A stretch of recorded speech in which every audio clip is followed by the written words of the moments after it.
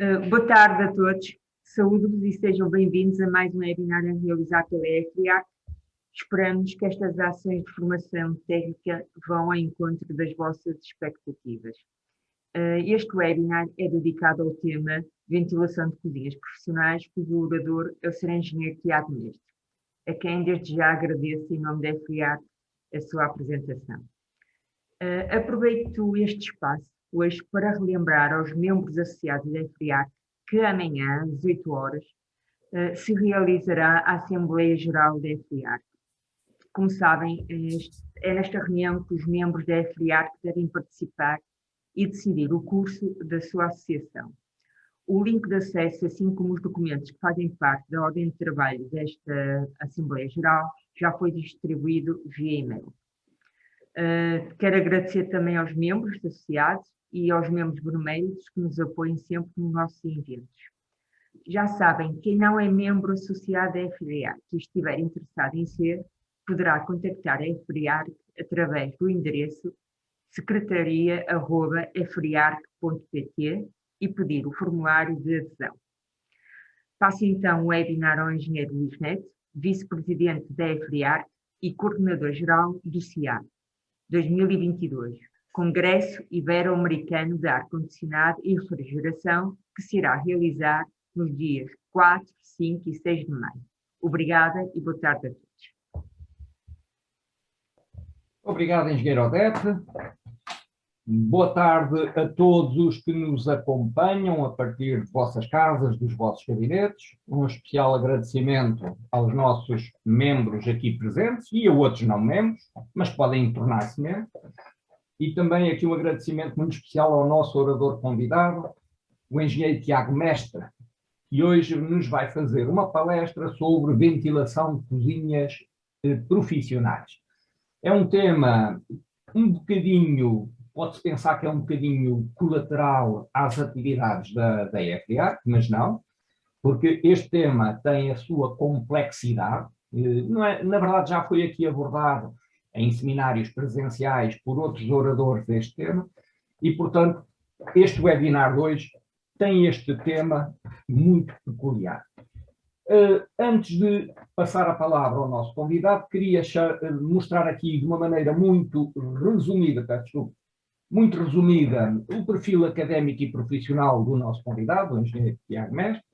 Basicamente, eu poderia definir que academicamente é um homem da eletrotecnia, da área dos sistemas de energia, e, portanto, uma passagem pelos pupilos do Instituto Militar dos Pupilos do Exército, a licenciatura depois na FEUP, no Porto, uma breve passagem pelas águas do Oeste, 2 anos, como gestor de manutenção e das obras, mas depois, a partir de 2007, dedicou a sua atividade profissional à OTMEC, Comércio e Manutenção de Equipamentos Hoteleiros, de que é sócio-gerente desde essa data, e desde 2017, se não estou em erro, é administrador executivo e também diretor técnico aqui da Bilas & OTMEC SA, e, portanto, é nessa qualidade que aqui se nos apresenta. A Bilas & OTMEC SA, soluções globais para cozinhas industriais, tanto quanto eu sei, tem 2 localizações em Portugal, na zona do Porto, Grijó, e aqui na zona da Grande Lisboa, em Sintra. E, grosso modo, é isto que eu teria para dizer. Em qualquer momento vão à internet e descobrem muito mais do que isso. Ok, feita a apresentação do nosso orador, chega o momento de falar de uma coisa que costumamos sempre aqui referir, e nunca é por demais, é que estes webinars só são possíveis serem realizados de forma gratuita para sócios e não sócios da EFIAC, através do apoio dos nossos membros beneméritos, um conjunto significativo de empresas, algumas não são portuguesas, são empresas internacionais, outras são portuguesas, e amanhã, na Assembleia Geral da EFIAC, às 18 horas da tarde, um dos pontos da ordem de trabalhos é a admissão de mais 2 empresas membros beneméritos. Quer dizer que daqui a 2 semanas, no próximo webinar, possivelmente já teremos aqui mais 2 logotipos de 2 empresas que nos vão apoiar. Portanto, os nossos agradecimentos a estas empresas. Também queria relembrar que qualquer questão que vos surja durante a apresentação do nosso orador, essas questões podem-nas colocar no bate-papo aqui do Zoom, portanto, escrever diretamente ou para todos ou para mim, que eu depois farei chegar as perguntas ao nosso convidado. Questões mais complexas ou que não possam ser respondidas durante este webinar, podem enviar um e-mail diretamente ao engenheiro Tiago Mestres, que terá todo o prazer em vos tirar a dúvida ou a questão. E, portanto, sem mais delongas, eu vou passar a palavra ao nosso orador e vou parar aqui a minha partilha de ecrã para deixar, então, aquilo que é importante, é ouvir falar sobre a ventilação de cozinhas industriais. Até já, então. Obrigado. E pode partilhar o seu ecrã. Sim, senhor.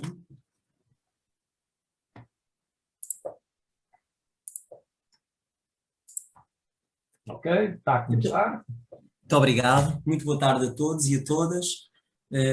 Portanto, é uma honra estar aqui presente e poder partilhar convosco aquilo que têm sido os conhecimentos, as experiências que tenho tido ao longo destes anos da minha atividade profissional, em que nas empresas por onde tenho passado, pela atividade que tenho tido com inúmeros clientes, com inúmeros fornecedores, com todos os parceiros, todos os dias vamos aprendendo um pouquinho mais e as cozinhas profissionais, que nós anteriormente denominávamos mais cozinhas industriais, portanto, são espaços, são zonas que hoje em dia pede-se um grau de produção, pede-se um grau de exigência por metro quadrado, por metro cúbico, que requer ao nível de concepção, ao nível de projeto, ao nível de instalação, ao nível de operação e até de perpetuação dos equipamentos, grandes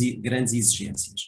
E, portanto, se nós há 30, 40, 50 anos, a panóplia de equipamentos que havia em cozinhas era relativamente limitada, com o passar dos anos e das décadas, começámos a ter cada vez mais equipamentos com características cada vez mais distintas, com nuances, com aspectos muito peculiares e que se nós não conseguirmos antever tanto quanto possível aquilo que são as vicissitudes de cada tipo de equipamento, o resultado final muitas das vezes poderá ficar longe do desejado. E portanto, o intuito deste webinar é eu tentar-vos transmitir e passar aquilo que são os conhecimentos, as boas práticas, naquilo que é o correto, ou a tentativa de correto dimensionamento de implantação de equipamentos hoteleiros debaixo das nossas OTs, debaixo dos tetos ventilados, e perceber o porquê de certos equipamentos são dispostos da forma como são e como é que isso afeta a tipologia da OT, o dimensionamento da OT e depois todo o cálculo de exaustão, de insuflação que está jusante. Portanto, vou passar aqui para o próximo slide.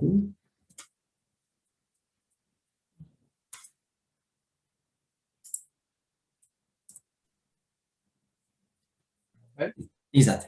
Pronto. Pronto. Estas primeiras imagens que eu vos estou a mostrar são imagens com equipamentos que são imagens tridimensionais, portanto são imagens virtuais, mas também vos queria mostrar este tipo de apresentação porque hoje em dia é possível, com a capacidade que existe de computação, com a capacidade que existe de poder trabalhar o hardware e o software, conseguimos reproduzir, tanto quanto possível, aquilo que julgamos vir a ser uma cozinha profissional.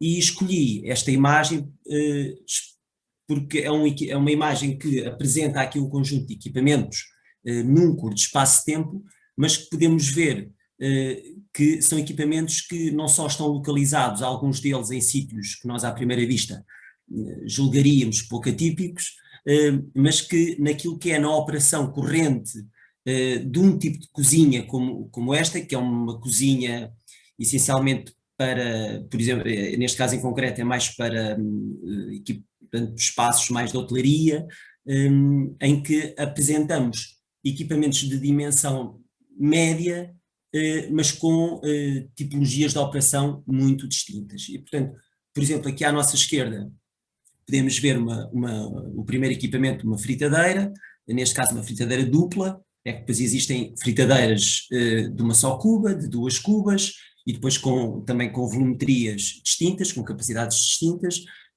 A seguir vemos um grelhador que utilizamos o termo um grelhador de chapa lisa.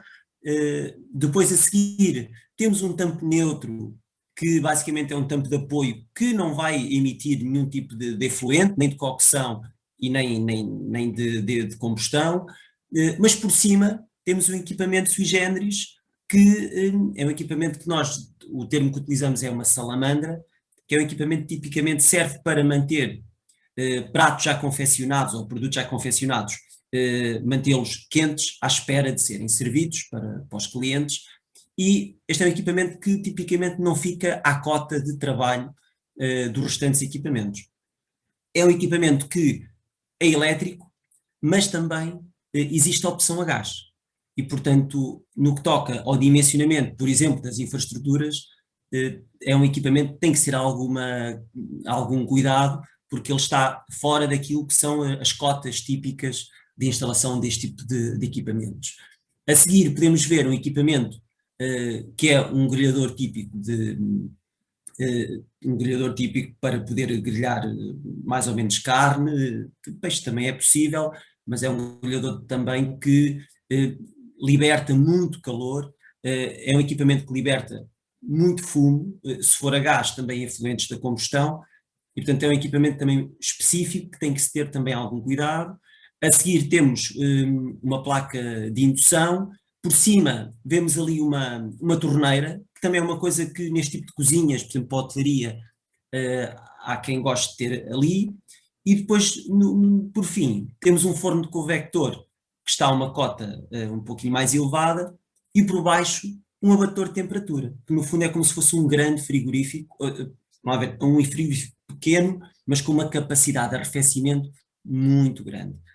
E, portanto, nós vemos aqui, num espaço relativamente curto, uma panóplia de equipamentos distinta, com funções e caracterizações distintas e colocados em zonas também e alturas também distintas. Portanto, equipamentos que produzem calor, equipamentos que produzem frio, portanto, uma panóplia vasta de equipamentos num curto espaço. Ora bem, a OT, que estará por cima de tudo isto, e o cálculo subjacente, não só à dimensão da mesma, quando depois há a dimensão da tubagem e de todo o caudal de extração que tem que ser calculado, tem que ter em consideração todas estas nuances. E tem que ter em consideração se o equipamento é elétrico, se o equipamento é a gás, porque tipicamente no equipamento a gás, não só nós temos que considerar aquilo que é os efluentes da cocção, portanto, da própria confecção dos alimentos, como também os efluentes da combustão, que são mais alguns quilowatts de calor que têm que ser devidamente exauridos. Ora bem, e tipicamente nós estamos aqui a trabalhar com equipamentos que vão entre 10, 12, 15 quilowatts até 40, 50, 60 quilowatts. Portanto, a realidade que nós temos debaixo das OTs que são dimensionadas, calculadas, etc., pelos especialistas do AVAC, são grandes potências com que nós estamos aqui a lidar. Portanto, é muito fácil nós trabalharmos em cozinhas de média dimensão, que apresentam aí na ordem das 300, 400 refeições, em que tínhamos uma potência instalada de 200, 250, 300 kW. Portanto, potências com estes valores obriga a uma reflexão grande, obriga a cuidados grandes para que depois também não haja asneiras e consigamos todos fazer o melhor possível. Um aspecto muito importante que eu também gosto de relevar é as decisões que vamos tomar sobre se os equipamentos são elétricos ou a gás. Porque a grande maioria dos fabricantes têm disponíveis o mesmo aparelho a gás ou elétrico. E, portanto, tanto a gás como elétrico, há necessidade de entender os prós e contras de cada uma das opções, que isso depois já lá vamos mais à frente, mas acima de tudo temos que entender que se trabalhamos com potências na ordem dos 150, 200, 250, 300 kW, sabemos que tanto a gás como em termos de energia elétrica não é fácil termos capacidade instalada para poder alimentar potências tão vastas, sobretudo nos equipamentos elétricos. Porque, não sei se é mais ou menos do vosso conhecimento, mas se nós tivermos um espaço em que só podemos ter uma potência contratada em baixa tensão, ou em baixa tensão normal, tipicamente o máximo que a EDP nos pode facultar é à volta de 40, 50 kVAs, que isso corresponde a 70 amperes, 80 amperes no máximo. Portanto, nós temos equipamentos, por exemplo, um forno de convecção de 20 níveis, só um forno de convecção são 40, 50, 60 kW, só um forno. Eu imaginei todo um espaço, tem que ter equipamentos de convecção, iluminação, climatização, etc, etc. Portanto, rapidamente esgotamos aquilo que muitas vezes é a capacidade que o comercializador tem para nos entregar, por exemplo, em termos de energia elétrica. Já em termos de a gás, é um pouquinho mais fácil. Portanto, há um conjunto de variáveis, portanto, a equação tem muitas variáveis, para nós podermos apresentar uma solução que seja completa ao cliente e que o cliente entenda que estamos a aferir todas as nuances que fazem parte de um projeto desta dimensão. Vou passar ao próximo slide.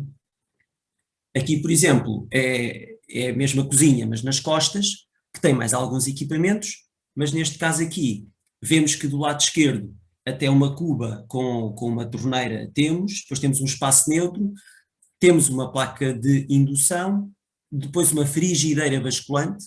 A frigideira basculante é um equipamento também muito usado nas cozinhas profissionais, porque permite despachar muita comida. Portanto, é um equipamento, é uma panela grande e que permite, é de grande produção. E ao lado temos um forno convetor, que é tipicamente com esta dimensão, que só este equipamento poderá ter muito bem 40, 50, 60 kW. Okay? Ao lado do forno convetor, temos também, e debaixo da OT, um abatedor de temperatura, em que mais uma vez a função deste equipamento é arrefecer bruscamente os equipamentos. Também é de grande volumetria, obviamente que não produz calor por aí além, apesar de ter um grupo compressor bastante forte, mas comparado com os equipamentos de produção de confecção de alimentos, é uma realidade bastante diferente. E, portanto, esta é uma cozinha relativamente de pequena dimensão e que já apresenta potências totais instaladas bastante elevadas. Eu apresentei estas imagens primeiro em realidade virtual, porque assim conseguem vislumbrar, conseguem ver um conjunto de nuances que numa planta, que é tipicamente a ferramenta com que nós trabalhamos para conceber, para imaginar, nós os técnicos, muitas vezes nos escapa. A verdade é que quem trabalha no mundo do AVAC obviamente não tem que perceber estas nuances todas, não é o dia-a-dia de quem trabalha no AVAC perceber se o equipamento, se o forno de convecção é de 20 níveis, é de 10 ou de 6. Tem que pedir ajuda, tem que saber o que é que está aqui em causa. Mas muitas das vezes, e daquilo da minha experiência profissional, o que constatamos é que em planta muitas vezes escapam muitas nuances. Portanto, no slide a seguir, neste slide apresenta aquilo que é a nossa implantação típica a duas dimensões de um espaço desta natureza, e portanto a zona que estivemos a ver é esta zona que diz cozinha e cozinha banquetes, e portanto se olharmos para a planta, seria difícil imaginar a 3 dimensões aquilo que acabaram de ver nos 2 slides anteriores. Portanto, numa planta assim destas, de caráter muito técnico, é fácil escaparem-nos alguns aspectos que muitas vezes são importantes para que no final o resultado seja o desejado. E, portanto, conseguimos ver ali a delimitação da OT, a tracejado, e os equipamentos um bocadinho dentro da OT. Isto é um aspecto que é importante relevar, é que tipicamente a OT deve estar um bocadinho para além daquilo que é a delimitação dos próprios aparelhos. Isto porquê? Porque os aparelhos com os efluentes que produzem, os efluentes produzem uma certa pluma, que essa pluma é um bocadinho indisciplinada e, portanto, ela não sobe puramente na vertical. Muitas vezes vai mais para a frente, mais para trás, mais para os lados e, portanto, as OTs deverão ser um pouquinho maiores para além daquilo que é a delimitação física dos aparelhos que estão por baixo. Outro aspecto também muito importante, de que escapa muitas vezes nestas plantas, a quem está a tentar interpretá-las, é que no caso dos fornos convetores, o que se constata é que o forno convetor, quando nós abrimos a porta, se o forno estiver a produzir vapor, a nuvem de vapor que sai da porta é muito grande, muito grande. E as OTs aí, de facto, devem ter um pouquinho mais de cobertura na parte da frente para que o máximo de vapor seja captado pela própria OT. Aqui neste caso, até em particular, a OT na zona dos fornos, que é onde temos aquelas portas a abrir, em cima do lado direito e em baixo do lado esquerdo, a OT aí poderia equacionar-se até eventualmente ela ser um pouquinho mais comprida para poder captar um bocadinho, um pouco mais os vapores que saem. Portanto, aquela questão da salamandra, que também vos tinha alertado, é difícil interpretar aqui na planta, que ela está a uma cota mais alta, mas a verdade é que está. Portanto, isto queria-vos só dar aqui uma pequena apresentação no caso dos aparelhos, dos equipamentos que ficam por baixo do bloco de confecção, a disposição deles, a ergonomia, as potências envolvidas, etc., tudo isto conta para o resultado final de uma cozinha. Portanto, já agora que estou aqui com esta planta, também vos posso dar um pouquinho mais de informação sobre aquilo que, em função dos espaços que nos oferecem para nós fazermos a implementação de uma cozinha, há ordem, há sequência para nós definirmos onde é que cada zona deve estar e devemos cumprir, tanto quanto possível, com aquilo que nós denominamos os circuitos de marcha em frente. E, portanto, aqui a planta não é completa, mas se vos disser que, por exemplo, por cima desta planta temos as câmaras frigoríficas, que antes delas temos a recepção, o cais de matérias-primas, temos as câmaras frigoríficas e temos as despensas para guardar tudo o que é produtos. Depois, tendencialmente, esses produtos devem ir num circuito tão direto quanto possível para a zona das preparações. A zona das preparações vocês aqui já estão a constatar, fica do lado esquerdo. Das preparações, o produto, portanto, é manipulado, é trabalhado, ficando pronto. Vai então para a zona da cozinha. Na zona da cozinha, o produto é confeccionado e depois de ser confeccionado, o produto ou é diretamente empratado, e se for empratado, é ao lado direito da planta, em que já fica nesta estufa que tem aqui umas curvinhas vermelhas, já fica pronto para ser empratado. E, portanto, há uma sequência para que não haja marchas atrás. Portanto, o produto deve seguir uma linha em que não há cruzamentos. E nesta planta percebe-se de facto que tem que haver esse cuidado, em que tem que haver a marcha em frente. Ora bem, nesta cozinha em particular, pelo facto de haver aqui banquetes, há aqui um aspecto a relevar, é que muitas das vezes nós não se confecciona para ser logo empratado e fornecido ao cliente. Muitas das vezes nós estamos a confeccionar hoje para empratar daqui a 2 dias, amanhã, o que for. E nessas circunstâncias temos que ter aqui uma atenção especial em que o produto, quando é confeccionado, logo a seguir, ele tem que ser abatido. O que é que isto quer dizer? Nós temos que arrefecê-lo bruscamente. E daí a existência, por exemplo, destes abatedores de temperatura que vos estava a referir. O produto tem que ser abatido, tem que ser arrefecido muito rapidamente para garantir que não há qualquer tipo de contaminação bacteriológica. Portanto, os equipamentos que nós denominamos abatedores de temperatura cumprem um conjunto de normas, um quadro normativo específico, em que obriga a que aquele equipamento seja concebido de uma maneira em que o produto é arrefecido de 90 graus para 4 graus, por exemplo, numa hora e meia. Ok? Portanto, se nós o abatemos, depois também temos que o guardar no frigorífico para depois então ser regenerado um dia ou 2 dias ou 3 dias depois, depende. E, portanto, isso também são cuidados adicionais que temos que ter numa cozinha, porque mais uma vez temos que garantir que o circuito é de marcha em frente. Não podemos, depois de abater o produto, levá-lo, por exemplo, para a despensa lá para trás. Isso é complicado, em termos da HACCP, em termos daquilo que é a legislação que temos, é uma situação complicada.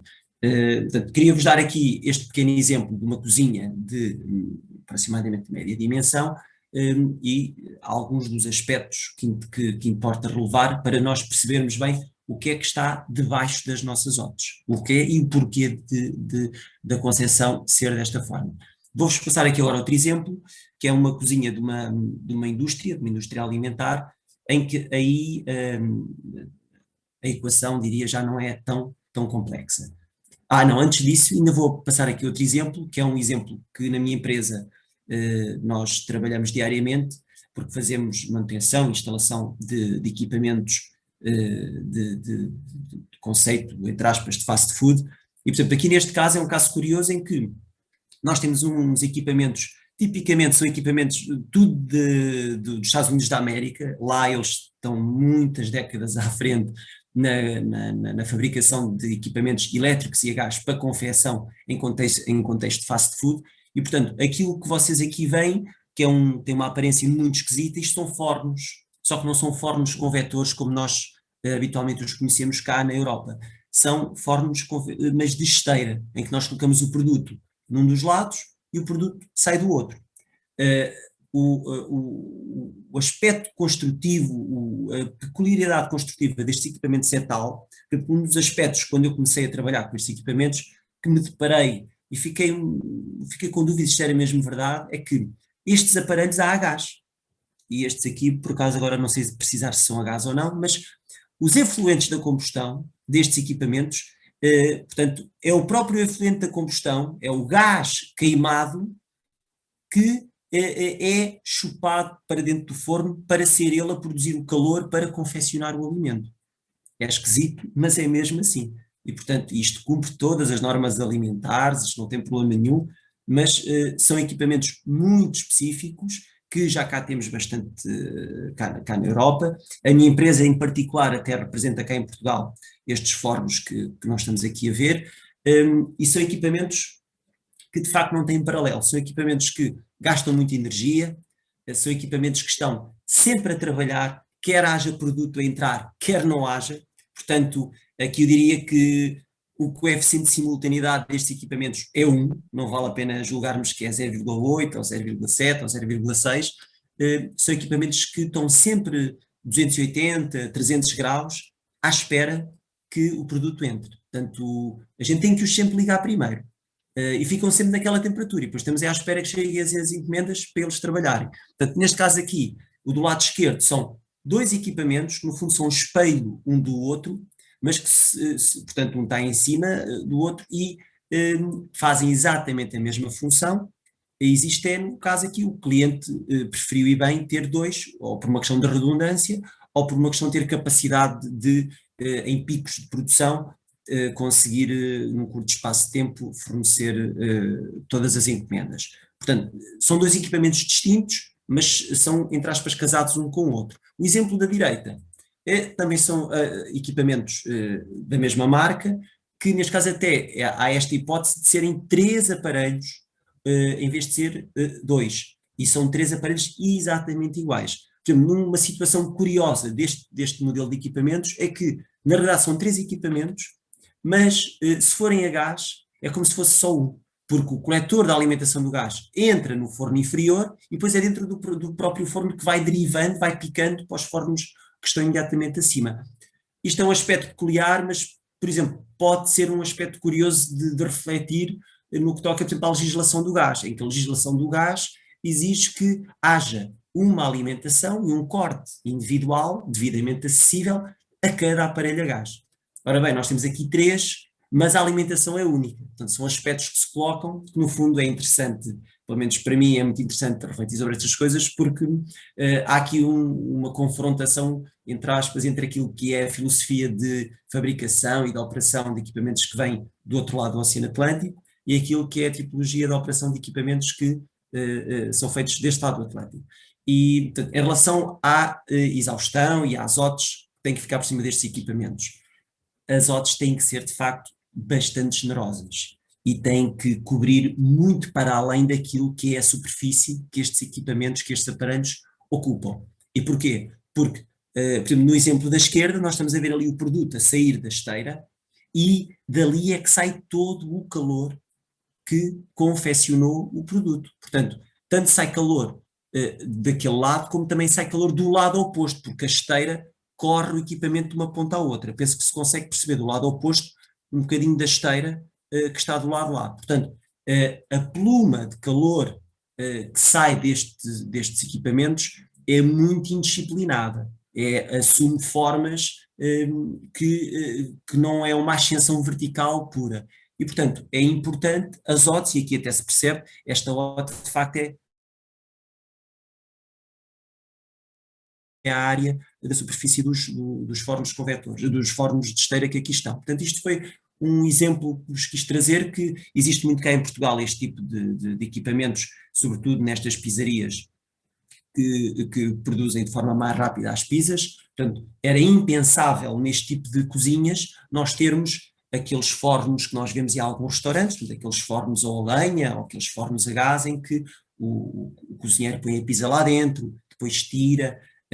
São processos muito lentos para aquilo que é o contexto de fast food e o modelo de negócio deste tipo de fast food, em que assenta em equipamentos de grande produção horária, com bastante desperdício energético também, mas de grande produção horária. Portanto, isto é um exemplo que eu vos queria trazer. Vamos passar ao exemplo da indústria alimentar. Ora bem, uma indústria alimentar, tipicamente, o que nós constatamos é que temos uma tipologia de equipamentos não muito distinta, portanto, há meia dúzia de tipos de equipamentos, o que há é uma repetição desses mesmos equipamentos. Portanto, no caso aqui deste projeto, desta cozinha, nós temos frigideiras basculantes. Aqui neste projeto, ao todo são 12 frigideiras basculantes, 6 por cada OT, portanto temos 2 OTs, são 12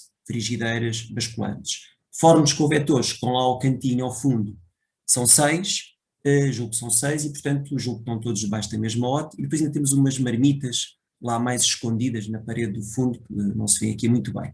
Mas trouxe-vos este exemplo também para refletirmos sobre aquilo também que é o balanceamento de cargas, de potências que estão aqui em causa. E, portanto, vendo aqui um bocadinho a planta, nós colocamos aqui as potências em cada aparelho para aqui termos uma percepção o que é que significa gerir um grupo de potências uma soma de potências tão vasta como esta. Portanto, se nós temos 12 frigideiras basculantes, cada uma 40 kW, portanto nós estamos só em frigideiras basculantes são 480 kW.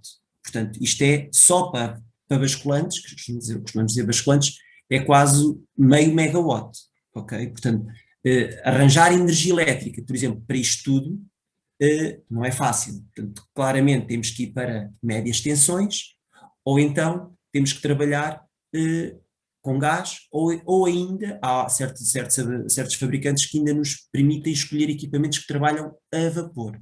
Mas tipicamente o vapor, por trás tem que ter algures, um sistema, uma caldeira que tipicamente é alimentada também a gás natural ou o que for. Portanto, nós só em frigideiras basculantes temos aqui 480 kW.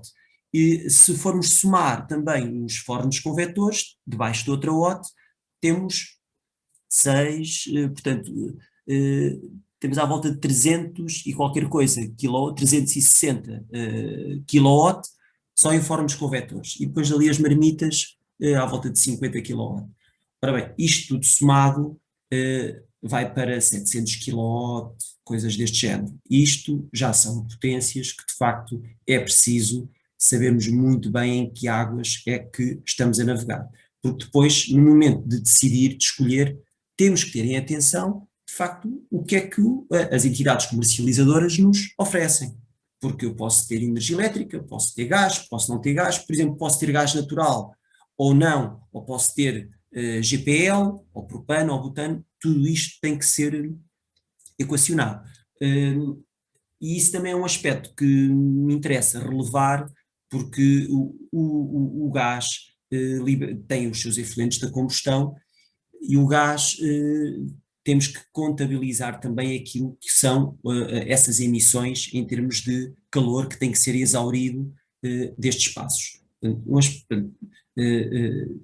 Eu chamei-lhe o dilema, mas no fundo, no dia a dia, quando estamos a trabalhar com potências destas, temos que olhar como um todo e perceber que escolhas é que têm que ser feitas. Eu queria-vos só dar aqui uma nota que no que toca, por exemplo, aos fornos convetores, as potências podem variar entre 10 e 60 kW, mas em planta pouco se percebe essa diferença, porque em planta nós vemos é um retângulozinho a definir, mas como ele depois cresce em altura, muitas das vezes pensamos que está no equipamento de 10 ou de 15 kW, mas pode estar no equipamento de 50 ou de 60 kW. E, portanto, isto são situações que depois é a nossa experiência, a nossa capacidade de partilhar conhecimentos que faz com que consigamos entender de facto o que é que está aqui em causa. Frigideiras basculantes trabalham também mais ou menos nesta gama de potências, mas tipicamente elas crescem para os lados, para a frente e para trás, quando são cada vez mais potentes, portanto é mais fácil identificar. As marmitas também, e as fritadeiras também, tipicamente, também crescem em planta. Pronto. Optar por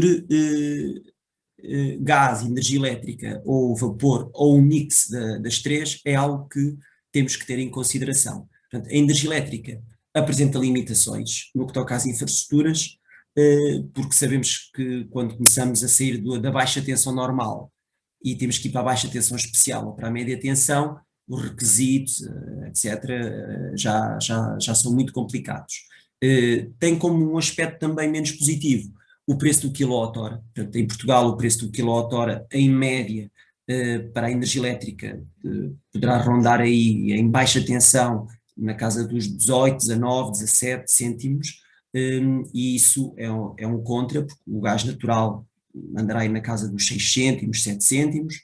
Portanto, eu quando digo os 18 cêntimos o quilowatt-hora é sobretudo no período da cheia e no período da ponta, porque no período do vazio é mais baixo. Mas também sabemos que muitas vezes o regime horário de funcionamento das cozinhas, a grande maioria deles é de facto no período ou da cheia ou da ponta. Portanto, são poucas aquelas que trabalham de noite para depois servir de dia. Sobretudo isso são mais as fábricas, é que poderão trabalhar mais nesse regime. Portanto, a energia elétrica apresenta prós e contras. O gás tem a vantagem, de facto, a infraestrutura que nós definimos para o gás é uma infraestrutura que tanto pode servir 20, 30, 40 kW, como sem grandes alterações substanciais, nós podemos aceitar que uma infraestrutura a gás facilmente possa servir 300, 400, 500 kW. Portanto, com a questão do dimensionamento da secção das condutas, do diâmetro das condutas, das tubagens, é mais fácil nós chegarmos a potências mais elevadas, sem grandes alterações em termos de infraestrutura. Os licenciamentos é que são um bocadinho mais complicados. O gás natural, de facto, é competitivo pelo valor do quilowatt-hora, mas, por exemplo, o GPL nem tanto. Portanto, em zonas onde nós não temos gás natural, o GPL é um combustível que é mais caro, muitas vezes não está infraestruturado nas ruas, não está por baixo do pavimento e, portanto, é uma gestão mais complexa. O próprio GPL isso eu tenho notado na minha experiência, que é aparelhos que nós compramos cá na Europa, já praticamente quase nenhum vem preparado para GPL. Temos que ser nós cá que temos que o alterar, os injetores, etc., para ele ficar apto a trabalhar para GPL. E experiências recentes que eu tenho tido é que parece-me também, isso é um aspecto mesmo bastante desagradável, é que parece-me que os próprios fabricantes começam a investir cada vez menos neste tipo de tecnologia, sobretudo equipamentos a GPL, porque antigamente comprávamos fornos convetores a GPL e aquilo durava 15 anos e praticamente poucos problemas davam. Hoje temos problemas com equipamentos novos que compramos, em que temos que os adaptar para GPL, e o rendimento, a eficácia, a fiabilidade dos equipamentos fica um bocadinho aquém. E, portanto, é um gás que me parece que está a haver um certo desinvestimento e, portanto, é importante também perceber, de facto, se temos gás natural ou GPL, porque isso também ajuda a influenciar as nossas decisões. Depois, o gás tem aqui um contra, que é, apesar de, por exemplo, no gás natural o quilowatt-hora ser mais baixo, nós, de facto, quando trabalhamos com equipamentos a gás, não conseguimos aproveitar os efluentes da combustão. Ou seja, eu à saída de qualquer equipe, de qualquer aparelho a gás, eu tenho uma saída de temperatura dos efluentes, pode ser 150, 200, 250 graus. E esse calor ali diretamente não é aproveitado. Ou seja, há uma parte daquilo que é o funcionamento dos aparelhos a gás que é desaproveitado. Não temos como aproveitá-lo. E, portanto, isso também penaliza o aparelho a gás. Por exemplo, imaginem, o fabricante tem que conceber, por exemplo, um forno de convector e temos que confeccionar lá alimentos a 250 graus. Por exemplo, frango assado, faz de conta. A temperatura dentro do forno tem que chegar aos 250 graus. Ora bem, eu tenho que garantir que os meus efluentes da combustão garantam os 250 graus lá dentro. Quer dizer que eu, à saída do forno, o escape do forno, entre aspas, vai ser 250 graus, pelo menos. E será até mais, porque normalmente estes fornos vão até 300 graus. Portanto, eu tenho ali uma quantidade de energia térmica que a vou desaproveitar quando o aparelho é a gás. Sendo o aparelho elétrico, já não temos assim estas perdas desta magnitude, porque tipicamente o aparelho elétrico é as resistências, e essas resistências estão contidas dentro dentro da própria câmara de confecção, e portanto o aproveitamento energético daquele equipamento é superior. Portanto, e o que nós temos vindo a constatar cada vez mais é uma transição para equipamentos mais elétricos e menos a gás. Portanto, da minha experiência, eu há 15 anos, de facto, via a grande maioria tudo de aparelhos a gás, e a tendência tem sido cada vez mais para aparelhos elétricos. Um aspecto curioso que eu ouço muitas vezes é, por exemplo, num edifício, simplesmente não querem gás, até por razões de outra ordem, por exemplo, a questão das seguradoras, de definir aquilo que é o valor dos imóveis e o risco, etc., no que toca a seguradoras. O gás, aparentemente, pesa um bocadinho naquilo que é a decisão das seguradoras na forma como vão segurar o edifício.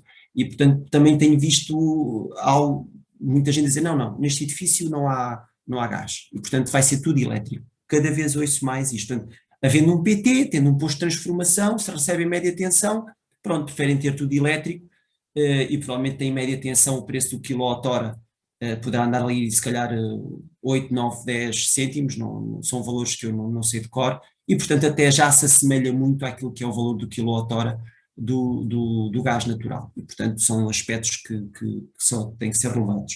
Depois, eu queria só fazer aqui um pequeno parênteses, porque nos aparelhos a gás nós temos aparelhos tipo A e tipo B. Também há tipo C, mas na nossa realidade o tipo A e o tipo B são os que há mais, sendo que tipo A é a grande maioria hoje em dia. Então eu trouxe-vos aqui só um pequeno exemplo curioso, que é tudo o que é aparelho a gás tipo A tem que estar debaixo de uma OT. Portanto, o aparelho tipo A define-se como um aparelho que recebe ar primário do espaço envolvente onde está, e os efluentes da combustão também são exauridos para o ar ambiente, em que é obrigatório ter uma OT por cima. Isto é a grande designação que nós damos ao aparelho tipo A. Portanto, eu pus aqui também esta pequena imagem tridimensional. Portanto, se estes aparelhos fossem ou forem a gás, eles recebem o ar primário, que é o ar que ajuda à combustão, recebem daqui, do próprio espaço interior, e depois também libertam os efluentes no próprio espaço, com a OT por cima a chupar, entre aspas, esses efluentes. O aparelho tipo B é um aparelho que antigamente havia, por exemplo, fornos convetores, que eram aparelhos tipo, eu digo antigamente, até há 5 anos eu via com uma certa frequência, cada vez mais não vejo. Portanto, os fabricantes deste tipo de equipamentos na Europa abandonaram praticamente o tipo B e só trabalham com o tipo A. E, portanto, são aparelhos a gás que se colocam debaixo de uma OT, tal e qual como um fogão, tal e qual como uma fritadeira, uma frigideira, o que for. Portanto, o que é que ainda subsiste de aparelhos tipo B que é comum nós vermos todos os dias? Acima de tudo são os esquentadores que nós temos em nossas casas. Portanto, o esquentador é aquele aparelho que e continuará a ser, portanto, podemos não saber, tipo B. E se repararem, um esquentador, não sei se já viram isso, um esquentador não está debaixo de uma OT, não está debaixo do exaustor da vossa casa. O esquentador tem uma saída direta para o exterior. Portanto, o aparelho tipo B é um aparelho que recebe o ar primário do espaço onde está, mas os efluentes da combustão têm que ser encaminhados diretamente para o exterior. Não podemos, com o aparelho tipo B, deixar a conduta dos efluentes debaixo de um exaustor ou debaixo de uma OT. Não se pode. Portanto, o aparelho tipo B tem que ter uma conduta direta para o exterior. Esses fornos que havia antigamente, em que eram aparelhos tipo B, eu cheguei a ver, por exemplo, esse tipo de equipamentos debaixo de uma OT, sem a conduta dos efluentes direta para o exterior, e ia lá o inspetor do gás e não se apercebia disso, porque muitas vezes ele tinha que consultar a chapa de características do forno e às vezes não é fácil, porque está numa lateral, nem sempre está disponível, e portanto às vezes, entre aspas, a instalação passava, não era chumbada, mas havia outros inspetores, talvez com mais experiência, que se apercebiam que era aparelho tipo B e referiam, não, este aparelho tem que ter uma saída direta para o exterior. E, portanto, vi disso, e como também vi, e bem, fornos convetores tipo B com uma saída direta dos efluentes para o exterior. Portanto, era assim que se trabalhava com os aparelhos tipo B. Hoje em dia, nas cozinhas, equipamentos novos, já é difícil encontrarmos fornos, tipicamente era fornos, o único equipamento que havia tipo B, já é difícil encontrar. Portanto, eu também tenho aqui esta chapa de características do esquentador, e se repararem na parte superior, por cima do 20 milibar, tem lá entre parênteses o B, portanto é o tipo B, é aquele B, B11. Depois discrimina mais características do aparelho, mas o que interessa relevar é o tipo B. Pronto. E assim ficamos mais ou menos esclarecidos sobre aquilo que é aparelhos a gás tipo A e aparelhos a gás tipo B. Ora bem, deixando agora um bocadinho os equipamentos de confecção, e indo para outros equipamentos que também são importantes abordarmos, são, por exemplo, este é um caso que aqui está, que é aquilo que nós determinamos como uma máquina de lavar louça de túnel. Ora bem, uma máquina de lavar louça de túnel é um equipamento industrial para grandes operações. Portanto, tem que lavar muito prato, muito talher por hora. Ora bem, olhando para um aparelho destes, eu representei-o assim a 3 dimensões, mas este é um equipamento que não liberta o calor, a umidade, diretamente para cima. Portanto, se repararem, a parte superior deste equipamento é praticamente plana, chapa cega, pouco tem de libertação de quaisquer tipo de efluentes. Portanto, um aparelho destes, um equipamento destes, se nos aparece numa planta, e é preciso perceber como é que nós vamos então extrair os vapores e os calores que o equipamento destes liberta. Portanto, eu coloquei aqui uma máquina de túnel, porque há outro tipo de máquinas, mas esta em particular é um pouquinho mais chata e é por isso, e é maior, e é por isso que requer cuidados adicionais. E então coloquei-a aqui representada. Basicamente, o equipamento desta natureza, aonde é que ele liberta mais efluentes? É na entrada e é na saída.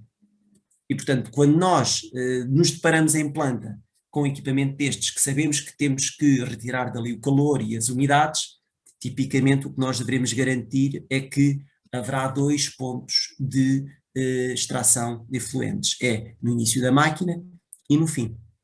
Portanto, é um aspecto que deve ter sempre em consideração em máquinas de lavar de túnel. É a extração antes e a extração no fim. Mas depois há máquinas com atributos adicionais em relação a estes. Portanto, há, por exemplo, máquinas que fazem um aproveitamento térmico do interior do túnel e têm, por exemplo, um extrator a meio, no topo, mas a mais ou menos a meio, em que também temos que salvaguardar extração por cima dessa zona.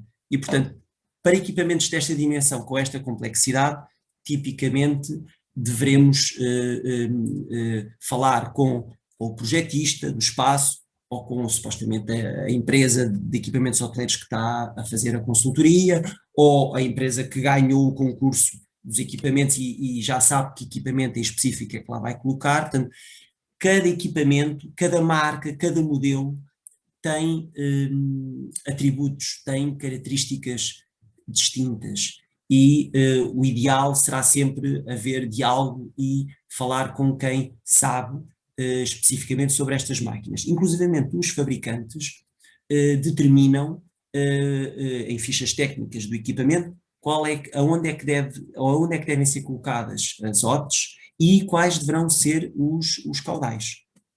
Portanto, uma máquina destas tipicamente necessitará, por exemplo, à volta de 2.000 metros cúbicos hora, por exemplo. E, portanto, há fabricantes, sobretudo destes equipamentos já de uma certa dimensão, em que o fabricante já determina como é que devemos fazer a exaustão de uma máquina destas. Agora, claro, isto é uma máquina grande, não aparece sempre. Existem máquinas mais pequenas, existem as máquinas de abertura frontal, existem as máquinas de capô, portanto, há um tipo de máquina. O que nós sabemos é que estas máquinas, se têm um caráter industrial, vão sempre libertar muito calor e muito vapor. E por isso devemos ter também atenção, quando estamos a olhar para uma planta, que esta máquina necessita, este tipo de máquinas necessitam quase sempre de uma extração. Por exemplo, há fabricantes em máquinas mais pequenas, não como esta, mas ainda máquinas até de uma certa capacidade, há fabricantes que já desenvolveram sistemas que a própria máquina capta os vapores que ela própria produz. E, portanto, para locais em que é difícil instalar, por exemplo, ali uma exaustão, há soluções de máquinas que elas próprias captam os vapores. Da minha experiência, posso dizer que não são sistemas muito fiáveis, portanto, ao fim de algum tempo já vi falências de componentes desses mesmos sistemas que fazem a captação.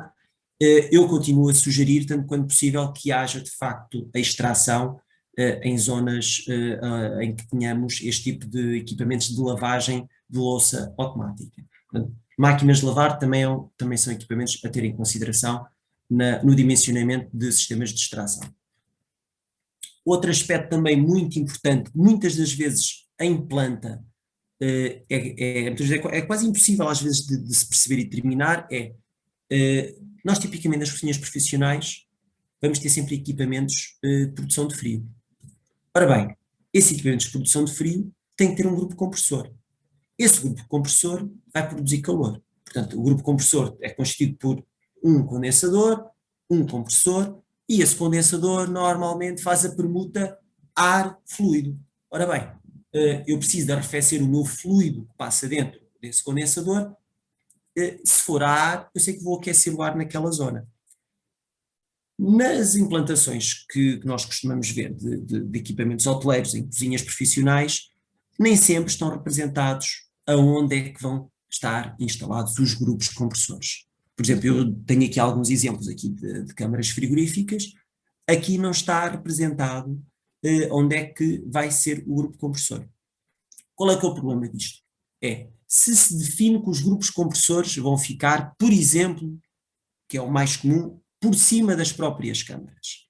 Se depois percebemos que afinal o pé direito daquele espaço é um pé direito pequeno, quando eu digo pequeno, eu tenho em situações de cozinhas em que o pé direito 2,70 m, 2,60 m, e às vezes ainda me querem pôr teto falso. Eu digo logo, não ponham teto falso, aqui nesta zona não vale a pena. E portanto, e às vezes não se dimensionou para ali um sistema de extração. Então, como é que nós vamos fazer? Como é que vamos retirar dali aquele calor todo?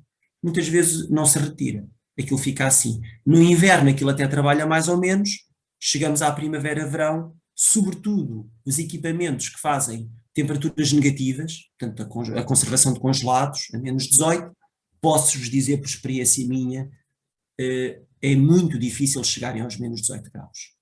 Portanto, tudo o que sejam salas, armazéns, despensas, em que temos grupos compressores, em que a temperatura ambiente média ultrapassa 33, 35, 36 graus, os equipamentos de conservação de congelados têm muita dificuldade em chegar aos -18, -20 graus.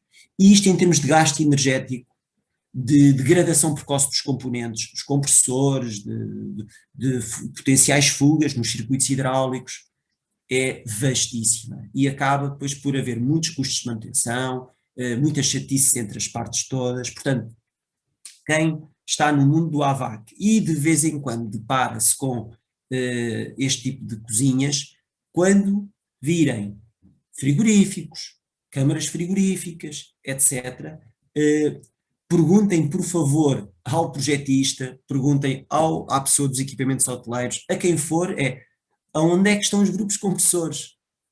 Para onde é que vai esse calor todo? Porque muitas vezes ninguém pensou nisso antes. Isso acontece e hoje continua a acontecer. Portanto, quanto mais tarde depois alertamos para o problema, muitas vezes já é tarde demais. E depois temos que arranjar aqui meias soluções de que ninguém se orgulha. Portanto, acontece com frequência. Portanto, as câmaras frigoríficas positivas e negativas, estas então têm uma volumetria maior, os grupos compressores libertam mesmo muito calor. E isto temos que decidir. Ou temos um sistema de extração deste calor, ou então, que isso depois já é um aspecto mais entre os equipamentos hoteleiros e o projetista, ou o dono de obra, ou o empreiteiro geral, então temos que levar dali para fora os grupos compressores. Temos que os pôr, como nós mesmos, temos que pôr o grupo compressor à distância. Então temos que os levar para outro local. Um local em que já seja possível colocar ou um sistema de extração, ou um local que já esteja perto do exterior, e então já consiga haver uma permuta melhor com o ar exterior, e assim o equipamento já trabalha melhor. Portanto, há de facto, para o sistema para que uma cozinha funcione bem e que o casamento seja bom entre os equipamentos hoteleiros e o AVAC, pensarmos então como é que definimos muito bem os aparelhos por baixo das OTs, como é que definimos muito bem a extração nas zonas das lavagens automáticas e como é que também equacionamos a extração de calor dos grupos compressores, de tudo o que é equipamento frio, desde os frigoríficos às câmaras frigoríficas, aos abatedores de temperatura, tudo isso deve ser muito bem equacionado. E, portanto, trouxe-vos aqui estes exemplos. Sinto que é importante quem pega em projetos de cozinhas ter estas noções mais bem implantadas. Depois outro aspecto que eu vou dar aqui, já estamos a passar um bocadinho a hora, é um aspecto que também infelizmente ainda vejo muito esquecido nas cozinhas, que é a questão da insuflação. Portanto, falar-vos nisto, para vocês isto é o beabá, é o básico, é óbvio que tem que haver insuflação, mas na minha realidade eu vejo em muitas cozinhas ninguém se lembrou da insuflação. Ora bem, se não há insuflação mecânica forçada, ela vai haver natural, de uma forma ou de outra ela tem que haver. E então, eu já fui testemunha, já constatei situações em que esqueceram-se completamente da insuflação. A extração pode ser muito bem na ordem dos 20, 25, 30 mil metros cúbicos hora, e para insuflarmos esse ar todo que é exaurido, o ar entra pelas frinchas das portas, pelas frinchas das janelas, por tudo o que é buraquinho com o exterior, vai aos esgotos, às escaleiras do pavimento, consegue a força do ar a querer entrar dentro do espaço por causa da pressão que está a criar, consegue dessifonar os sifões, faz com que venham cheiros para dentro da cozinha, exatamente porque a insuflação não foi pensada, não foi calculada, e o ar tem que entrar, não é? Se ele sai, ele tem que entrar, e então o ar tenta entrar por tudo quanto é sítio. Tipicamente notamos, por exemplo, um déficit grande de insuflação quando entramos num restaurante e quando temos aquela dificuldade imediata em abrir a porta, ou então a porta fecha-se com muita rapidez, ou o que for. Quando nós vemos que as portas exercem um bocado de força à nossa vontade de as abrir ou de as fechar, tem que haver ali algum tipo de deficiência naquilo que foi o cálculo e o balanço dos caudais neste tipo de espaços de restauração. E, portanto, eu trabalho muito até com o mundo dos refeitórios. Se as portas, as janelas estiverem tipicamente abertas, quase nunca se nota, não é? Mas se tivermos um espaço mais fechado, mais climatizado, a ausência de insuflação nota-se logo nas portas, nota-se na deschifonagem dos esgotos nas escaleiras. Portanto, é uma situação que para vocês isto é elementar, mas queria dizer que no meu mundo das cozinhas ainda vai acontecendo muito caso em que ninguém se lembrou da insuflação. Portanto, fica aqui também um reparo.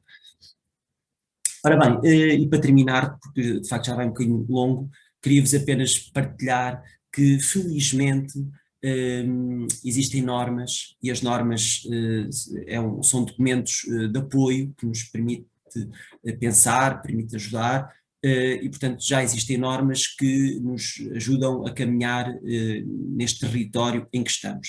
Portanto, eu dou especial ênfase à 16282, que neste momento até está em fase de revisão, e aqui a 16282 parte 1, já a norma portuguesa, que ela teve a ser traduzida, ela apresenta vários métodos para nós podermos calcular numa cozinha as velocidades de deslocação dos caudais, em função do tipo de equipamentos que temos por baixo das OTs.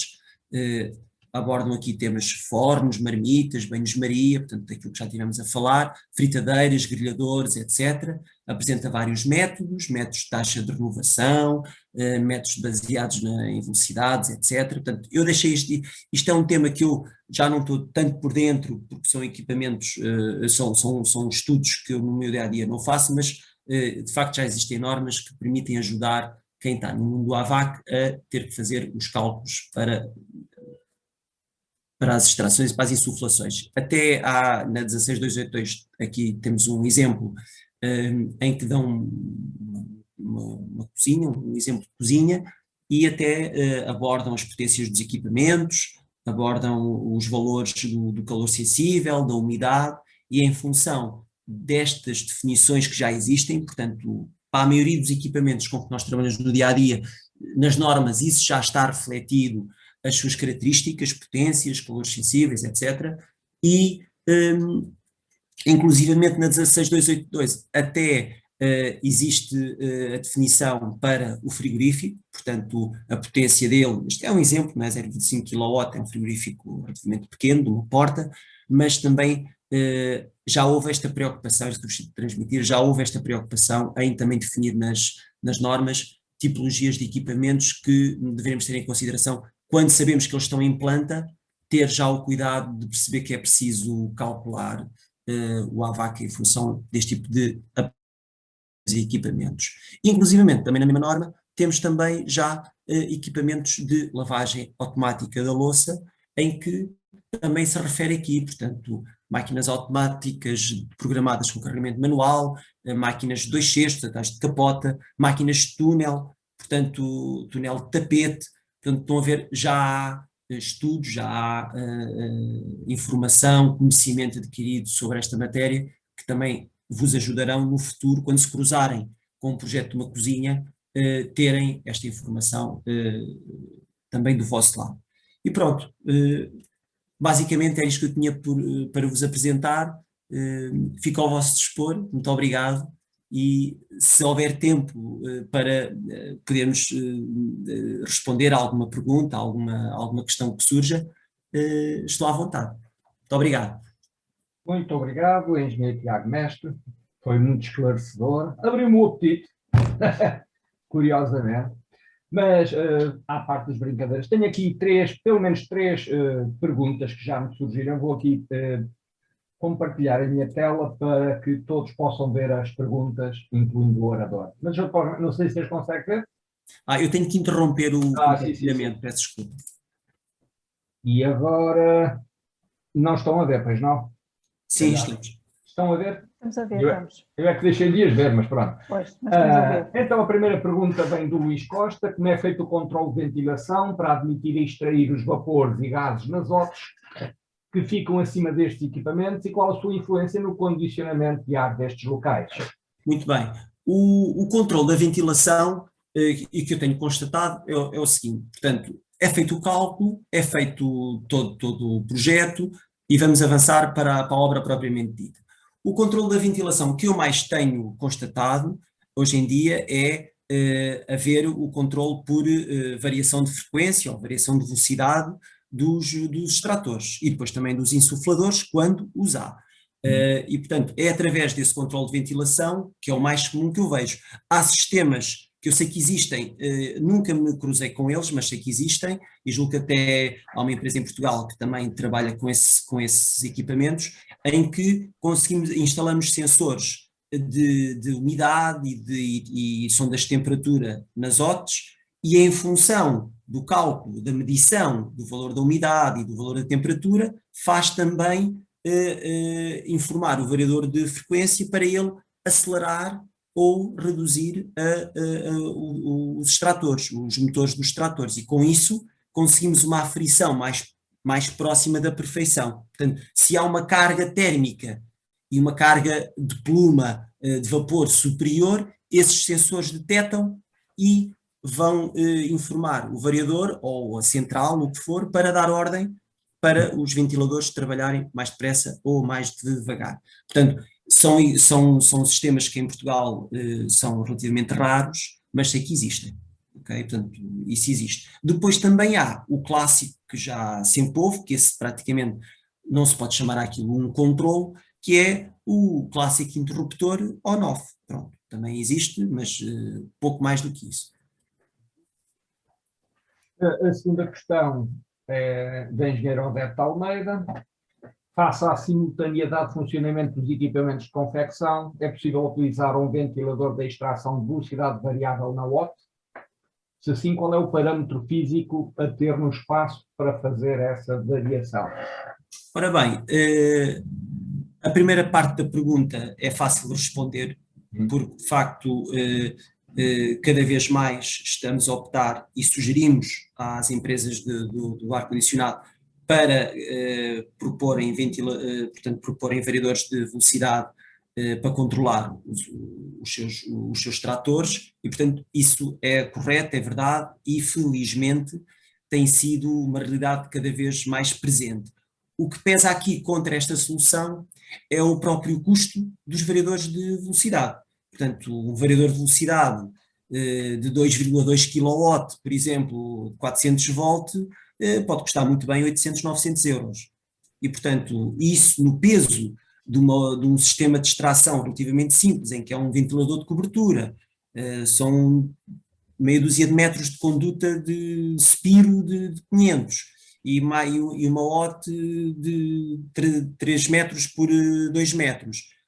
O variador de velocidade tem um peso ainda grande na escolha, e portanto o nosso objetivo e a nossa vontade é ir dando a entender ao cliente os méritos e as vantagens de poder regular esse ventilador de extração com um sistema desse género.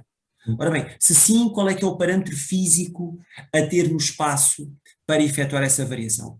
E aí vai um pouco ao encontro do que eu tinha dito antes. Os sistemas mais avançados que eu conheço trabalham com medição de temperatura e com a medição da umidade. E, portanto, não sei se a Odete, se a pergunta era neste sentido, mas de facto, daquilo que eu vejo, a regulação mais fina que eu tenho constatado é um software, um algoritmo que permite interpretar estas duas variáveis e fazer acelerar ou baixar a velocidade. Outro sistema também que eu me esqueci de dizer há pouco, que também conheço em cozinhas onde também nós fazemos manutenção, é o interruptor horário. Também é um sistema também interessante. Liga às 7 da manhã, desliga às 3 da tarde. Mas aí, tipicamente, é um sistema, entre aspas, on-off. Só. Liga às 7 da manhã e trabalha à velocidade nominal, desliga às 3 da tarde e desliga por completo. Pronto. Sim, senhor. Agora, uma pergunta colocada por Telma Antunes. Havendo uma OT compensada, considera de extrema importância existir a insuflação de ar com outros ventiladores? Afirmativo. Portanto, a OT compensada é uma OT que... portanto, isto descascando um bocadinho a questão das OTs. A OT compensada é uma OT mais cara que a OT que não é compensada. E, portanto, é preciso pesar se vale a pena a OT ser compensada. Porque muitas das vezes, se nós já equacionamos um sistema de insuflação para a cozinha, muitas das vezes essa insuflação não tem que ser feita especificamente na OT. Pode ser feita em condutas, com registros, com aqueles registros por cima do teto falso, que depois descarregam para a cozinha. Portanto, há uma enormidade de opções que podemos usar. De facto, a gente tendo uma OT que seja compensada, controlamos depois o caudal de compensação logo ali, ao pé do caudal de extração. E aí, de facto, há muitos fabricantes que trabalham muito bem, fabricantes de OTs, que trabalham muito bem depois o jogo dos fluxos entre o ar que entra de compensação e o ar de extração. E há OTs muito bem concebidas, em que conseguem jogar muito bem com esses fluxos, conseguem criar uma espécie de cortinas de ar que garantem que os efluentes da combustão e da confecção são de facto conduzidos para a zona dos filtros na parte superior da OT e, em bom rigor, são sistemas que funcionam muito bem. Okay? São sistemas que funcionam muito bem. A norma com outros ventiladores. Claro, portanto, o sistema de insuflação é um sistema totalmente distinto do sistema de extração. Tem os seus ventiladores, tem que cumprir com aquelas normas dos filtros e depois tem as suas condutas distintas. Pode, de facto, descarregar na própria OT, e de facto o termo correto é a OT compensada, é o que nós costumamos usar. Em relação à norma em vigor para as OTs compensadas, portanto, esta 16282 é de facto a norma que eu conheço que mais nos permite analisar as tipologias de OTs e como é que deve ser a concepção delas, a higienização delas, a manutenção delas. Portanto, a 16282 é a norma que eu conheço que melhor caracteriza e que melhor é o nosso guião para interpretar como é que as OTs devem ser fabricadas, instaladas e mantidas. Okay. Na verdade estão a surgir muitas questões, ainda bem. Teremos de ser um pouco mais rápidos nas respostas. Pedro Gordinho, consegue ler as questões, engenheiro Tiago? Afirmativo. Pedro Gordinho agora. A questão de Pedro Gordinho. Não parece reais e os equipamentos de refrigeração. Exatamente, portanto, sim, isto diria que é do mais elementar bom senso. Portanto, tudo que sejam câmaras frigoríficas, e o termo aqui está correto, câmaras frigoríficas, deveria se calhar transitar para uma análise destas. Pôr, entre aspas, tudo o que é produtor de calor, pôr tudo cá fora. Porque isto, de facto, dentro dos edifícios é complicado eu gerir as cargas térmicas dos grupos compressores. O que é difícil e que financeiramente é pouco aceitável? É eu fazer isso para os pequenos frigoríficos. Ora bem, os pequenos frigoríficos custam 1.000, 2.000, 3.000 euros, já com o compressor incorporado. Se eu tirar os grupos compressores e os levar para fora, custa-me tanto ou mais eu fazer esse trabalho do que o próprio equipamento frigorífico. Portanto, o que é que eu mais sugiro é, quando vocês vêm num armazém, numa cozinha, numa sala de preparação, 3, 4, mais do que 4, 5 frigoríficos, tipicamente para aquela zona, e se alguns deles forem de congelação, devem questionar o projetista da planta, o dono do edifício, o que for, alguém pensou em retirar este calor que estes frigoríficos vão produzir? Muito importante isso. Qual é a sua opinião sobre insuflar ar compensado da OTA às condições exteriores?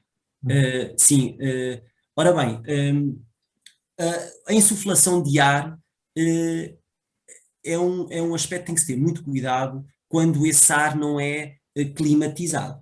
Portanto, quando o ar não é nem arrefecido, nem é aquecido, sobretudo em zonas do país em que, por exemplo, no inverno, o ar exterior está a 1 grau, a 2 graus, a 3 graus, a 5 graus, se vamos colocar esse ar, por exemplo, numa OTA compensada, por exemplo, em que descarrega, como eu já vi OTAs que descarregam na vertical, aquele ar gelado vai-nos bater na cabeça. Consequência, quem lá está, passado 2 dias já está de baixa, porque ou está doente, ou desistiu de ir trabalhar, portanto constata isso várias vezes, ou então o que é que a malta faz também? Desliga a insuflação, tenta desligá-la, vai ao quadro elétrico, faz o que puder, porque não consegue estar a trabalhar com uma corrente de ar gelada a bater-lhe na cabeça. E, portanto, é uma situação complexa e que tem que se analisar. O que é que, de facto, deve ser em consideração? É as velocidades de descarga do ar insuflado naquela zona. Portanto, temos que minimizar essas velocidades. Temos que garantir que o ar insuflado, gelado, entre aspas, se não for climatizado, entrar o mais devagarinho possível dentro daquele espaço para se imiscuir com toda aquela volumetria e, no fundo, mitigar esse ar gelado que entra e ele misturar-se com o resto da temperatura ambiente. Mas conheço situações em que no inverno há tanto caudal a ser extraído que temos que insuflar, por exemplo, 20.000 ou 30.000 metros cúbicos hora. Mesmo que a velocidade de deslocação do ar seja baixa, é tanto ar gelado a entrar, passado 1 hora ou 2, é a cozinha que está gelada. E também não se consegue lá estar. Ok? Daniel Marialva. Em jogos de extração, apesar de haver visto para recuperação térmica e em termos de custos. Sim, portanto, existe, Daniel, mas tipicamente isso é em projetos de grande dimensão. Um projeto que eu conheço que fez isso já há 10 anos é a cozinha do Hospital de Santa Maria em Lisboa. Portanto, o que é que eles fazem? O caudal de extração é um caudal de extração que vem a temperaturas médias, se calhar 25, 30 graus, não sei agora precisar, e esse caudal de extração depois ajuda a aquecer o ar insuflado que vem de fora. Portanto, conheço esses sistemas, são sistemas de grande complexidade, grande na minha realidade, na vossa, isso deve ser muito comum. Portanto, existem esses sistemas, mas que de facto são dimensionados para cozinhas de grandes dimensões. Tipicamente para as cozinhas mais pequenas, e do que eu conheço dos vossos colegas com quem eu trabalho ao nível da AVAC, é raríssima a vez que eu ouço falar de uma sugestão dessas. Mas sim, era algo que daqui para a frente deveria ser interessante pensar. Porque depois, viável em termos de custo de investimento e manutenção. A questão é, temos é que fazer contas. Porque se eu tiver que depois de aquecer o ar dentro da cozinha porque ela fica gelada por via ar condicionados ou o que for, porque não pensar então na recuperação térmica, em que assim o ar, em vez de me entrar a 8 graus, já me entra a 10 ou a 11. E assim eu só já tenho que compensar o delta até 18, 19, e não ter que começar a partir dos 8 graus, por exemplo.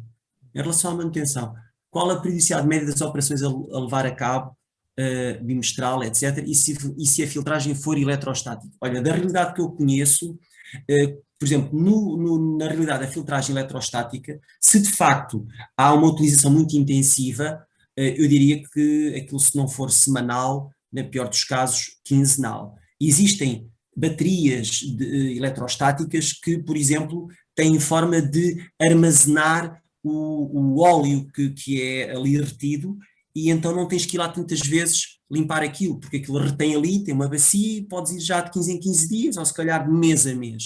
tudo depende depois também da concepção e da construção deste tipo de sistemas. No que toca, por exemplo, a condutas e a extratores típicos, em que não tens filtragem eletrostática, não tens UVs, não tens nada disso, normalmente costumo ver aí nas cozinhas o pessoal higieniza as condutas de 6 em 6 meses, 3 em 3 meses, de ano a ano, também depende muito depois do tipo de efluentes. Se for sobretudo cozidos, vapores, aquilo não se incrusta tanto nas condutas. Agora, se tiveres, por exemplo, uma fábrica em que estás sempre a fritar douradinhos, faz de conta, aquelas condutas têm que ser higienizadas, se calhar, quinzenalmente, porque as moléculas da gordura agarram-se muito mais às condutas, etc. Portanto, tudo dependerá depois dessa realidade, mas tem que haver sempre, não diria um contrato de manutenção, mas uma periodicidade garantida. Há empresas especializadas nessa área que trabalham só essa área da higienização dos sistemas de exaustão. Quanto à filtragem do ar de compensação, dá a tratar-se de espaços com necessidades claras de limpeza, é admissível a utilização de ar não filtrado, admissão direta do exterior, tanto quanto eu julgo saber, a admissão direta do exterior, eu penso que é necessário ter sempre uma filtragem. Eu julgo que isso está regulamentado, em que tem que haver sempre, quando tens um insuflador, antes tens de ter uma bateria de filtros, que eu agora não tenho bem presente qual é que é a designação dele. Com frequência, os vossos colegas falam sobre isso comigo, eu agora não tenho a presente, mas sempre ouvi falar que tens que ter sempre os filtros à entrada do insuflador. É mais sim, uma exatamente. afirmação do que uma questão.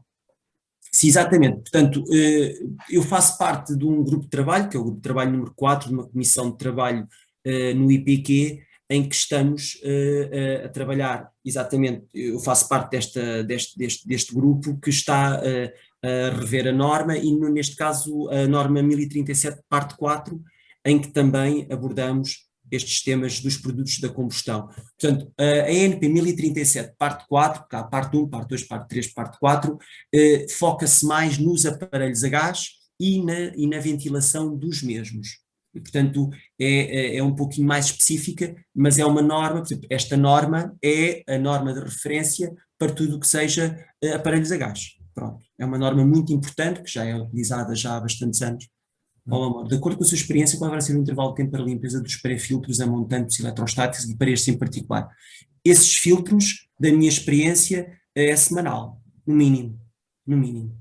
Eu conheço aí filtros que, de facto, se passa do semanal, a carga de colmatação passa a ser tão grande que as perdas de carga são muito superiores, e o próprio cálculo, o próprio dimensionamento do cálculo fica em causa.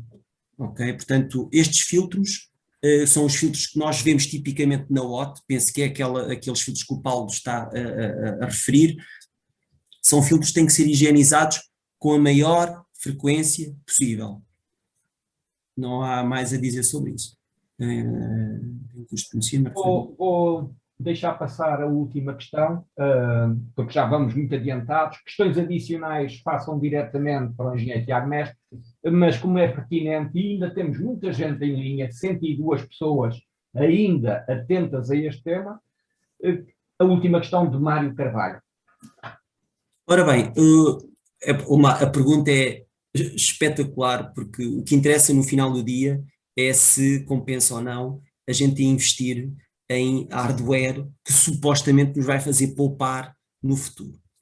Ora bem, os consumos dos motores elétricos, com os variadores de frequência, os variadores de velocidade, de facto há poupanças significativas utilizando os variadores de velocidade. Mas isto tem que ser ensaiado e estudado, e portanto eu subscrevo completamente a pergunta.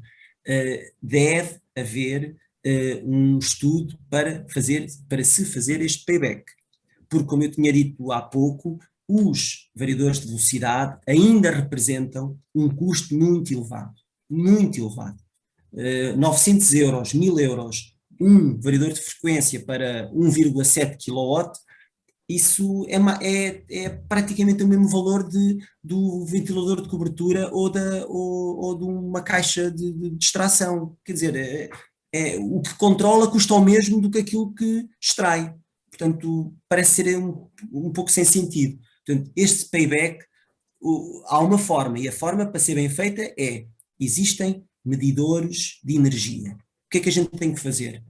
Instalamos o sistema, colocamos medidores de energia e vamos deixar de trabalhar aquilo 1 mês, 6 meses, 1 ano, o que for, e registar os reais consumos. Para se perceber então o que é que eu poupei em relação a se fosse um sistema que não tinha variação de velocidade. E aí, Mário, é o sistema, é aí que nós podemos dizer com propriedade, com segurança, que em condições reais o meu payback vai ser este, 2 anos, 3 anos, 5 anos, 10 anos. Querer acreditar a priori que vai ser, porque fizemos umas contas e que vai ser 2, 3, 5 ou 10 anos, poderá ser pouco verosímil, porque de facto nenhum de nós consegue prever como é que será de facto a carga térmica dentro de uma cozinha, porque nós não conseguimos reproduzir por antecipação quando é que o cozinheiro vai ligar o grelhador, quando é que vai desligar, se se esquece dele ligado, se anda a confeccionar de forma pouco eficiente ou não. Portanto, isso são aspectos, Mário, que nós, por muito geniais que fôssemos, nunca conseguiríamos entender a montante. Portanto, eu aqui rejo muito mais pelas evidências empíricas, e para mim é instalar medidor de energia e depois fazer as comparações. Para otimizar a manutenção, sistemas eletrostáticos com lavagem automática, sim, portanto a lavagem automática já é um atributo que alguns sistemas eletrostáticos possuem, e portanto cada vez vejo mais. Já agora só fazer um parênteses, o que eu também tenho constatado é um certo abandono dos filtros eletrostáticos por lâmpadas UV, que têm menor manutenção, mas também tem prós e contras. Mas sim, a lavagem automática é uma forma de não teres que ir lá todas as semanas limpar os filtros, se calhar só já vais de mês a mês. Ok. Bom, eu julgo que estou aqui a mostrar novamente o e-mail, mas julgo que já o mostrei. Estou bastante admirado com a adesão das pessoas, não só nos inscritos, como nos presentes e como nos resistentes. Não é? São 6h30 da tarde, ainda aqui estão 95 pessoas com muitas perguntas, mas obviamente vamos ter que parar antes que apareça aí o chefe Beckfriz Luz Momir e que mande fechar a cozinha. Ok. Vou só pedir a intervenção do nosso presidente da Comissão Técnica da EFRIAR, o engenheiro Álvaro Carvalho, que nos vai fazer aqui, Álvaro Ramalho, desculpa, que nos vai fazer aqui o encerramento desta sessão tão interessante. Muito obrigado a todos e até daqui a, sei lá, 15 dias, eventualmente. Engenheiro Álvaro.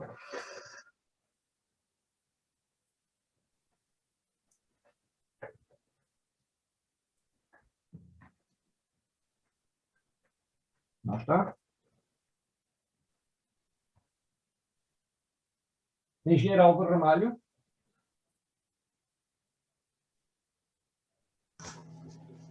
Já está. Ok. Boa tarde a todos. Eu não tinha permissões para falar e acho que agora devo estar a ver.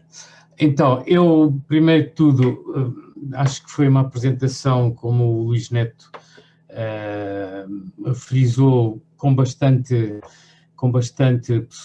presença de pessoas, com bastante audiência e, pelos vistos, bastante motivadora e interessante. Teve aspectos muito interessantes nas temáticas, não só da disposição das cozinhas, dos problemas ligados ao calor dissipado por outros equipamentos, que não os de confecção, e por isso eu agradecia a excelente apresentação que o Tiago Mestre nos fez sobre as ventilações de cozinhas profissionais.